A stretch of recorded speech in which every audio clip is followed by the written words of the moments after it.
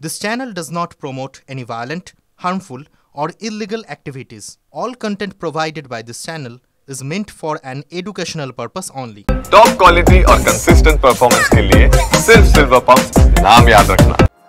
আফগানিস্তানও নয়, সোমালিয়া বা সিরিয়াও নয়, বোমার ছড়াছড়ি এবারে নদিয়ার কালীগঞ্জে। ভোট মানে এখানে শুধুই বোমাবাজি।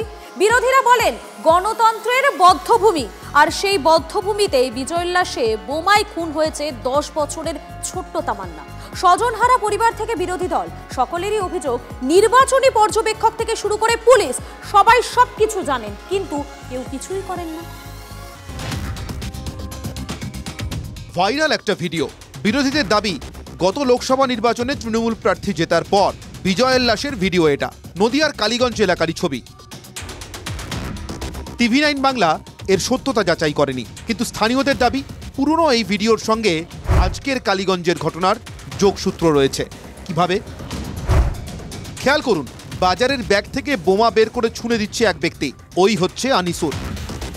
কালীগঞ্জ উপনির্বাচনের পরে বোমা ছুঁড়ে বালিকা হত্যায় অন্যতম অভিযুক্ত ওই ব্যক্তি এখনো ফেরার। ভাইরাল হচ্ছে, ওখানে সবাই আছে।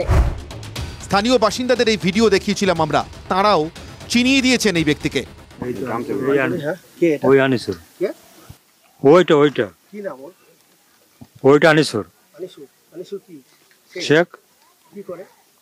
এই কাজ করে, চাষের কাজ। হাসানের বেটা আছে, আনিছর আছে, আনিছর। যদি নির্দিষ্ট কোনো কারণ থাকে, নির্দিষ্ট কোনো অভিযোগ থাকে, আগে বলতেন। নির্দিষ্ট অভিযোগ ছিল, এক নয় একাধিকবার ছিল। শুনুন সন্তানহারা মায়ের কথা।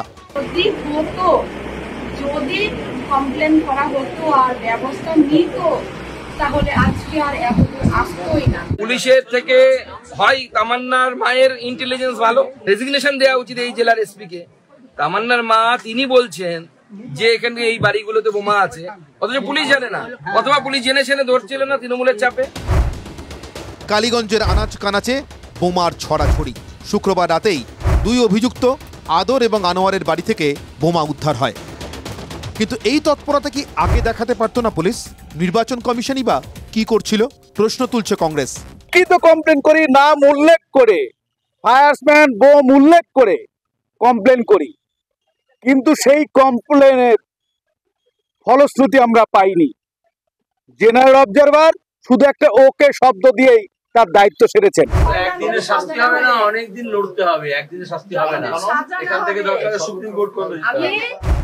তবে এত সবের পরেও সাফাই দিচ্ছে তৃণমূল। সবচেয়ে বড় কথা, পরপর গ্রেফতার চলছে, আবার দুজন গ্রেফতার হয়েছে, ফলে পুলিশ পুরোদস্তুর সেই সমস্ত জায়গায় কাজ করছে। আনিসুর শেখ ফেরার। ইতিমধ্যেই পুলিশ পূর্ব বর্ধমানের কাটোয়া থেকে ঘটনায় অভিযুক্ত তৃণমূলের বুথ সভাপতি গাউল শেখ এবং তার ছেলে বিমলকে গ্রেফতার করেছে। সব মিলিয়ে মোট 9 জনকে এখনো পর্যন্ত ধরা হয়েছে। ফেরার আরো 15 জন। কিন্তু যার গেল তার তো গেল। শিক্ষা দীক্ষার দরকার নাই, তোরা মার বোমবাদ, মার মেরুতে। বছর পর বছর ধরে এই বোমাবাজি, হামলা, এই ধরনের ঘটনা চললেও প্রশাসন অনেকটাই উদাসীন থাকার কারণে এই তামান্নার মৃত্যুর মতো ঘটনা ঘটে গেছে, এমনটাই দাবি এলাকাবাসীর। নদিয়া থেকে ক্যামেরায় তুষার সাথে মমতা কুণ্ডু, TV9 বাংলা। আচ্ছা, কালীগঞ্জে এই যে 10 বছরের ছোট্ট নাবালিকার প্রাণ, সেটা কি এতটাই সস্তা ছিল যে ভোটের উল্লাসের বলি হয়ে এভাবে ক্ষত বিক্ষত হয়ে চলে যেতে হলো তাকে? প্রাণ গেছে, যারা নিল তারা ঠিক কোথায়? শাস্তি হয়েছে? নাবালিকার পরিবার যাদের বিরুদ্ধে অভিযোগ করলো তাদের সিংহভাগই তো এখনো মুক্ত। পুলিশ নাকি খুঁজেই পাচ্ছে না। হাওয়া হয়ে গেছে ওই শাসক নেতা কর্মীরা। গ্রেফতারের সংখ্যা এখনো পর্যন্ত মাত্র 9 জন, অধরা 15 জন অভিযুক্ত।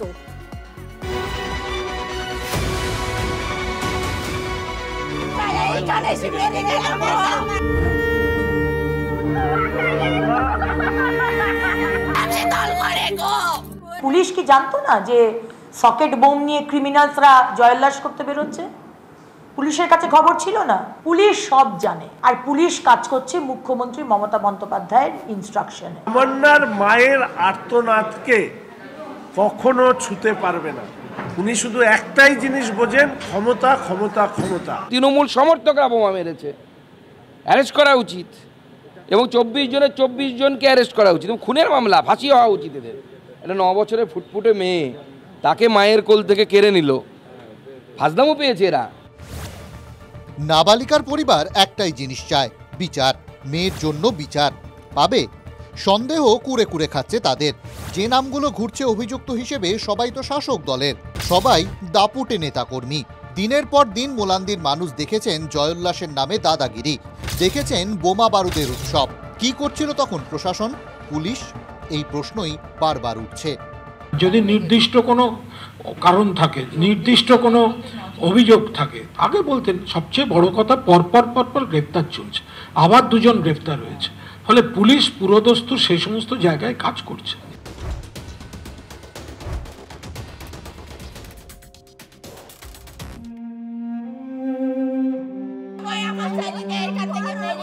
বিচার হচ্ছে কই? বিচার হচ্ছে কই? এইগুলো যদি বিচার না হয় তাহলে বিচার আবার কোন কাজে বিচার হবে? আবার কোনটাই বিচার হবে? ওদের সাজা হয়েছে, ওদের ফাঁসি রায় হয়েছে, তখনই আবার কোনো কথা হবে। আর তার আগে আর কোনো কথা, একই কথা আর আমার হচ্ছে না। আর পুলিশের উপর ভরসা হচ্ছে না। যতদিন আমি বিচার না হবে আমি লড়বো, যতদিন আমি পারবো। প্লাবন কাটতে না কাটতেই ফের দুর্যোগের আশঙ্কা। পশ্চিমবঙ্গের উপকূলে আরও এক নিম্নচাপের জন্ম। নিম্নচাপের প্রভাবে ভারী থেকে অতি ভারী বৃষ্টির সতর্কবার্তা।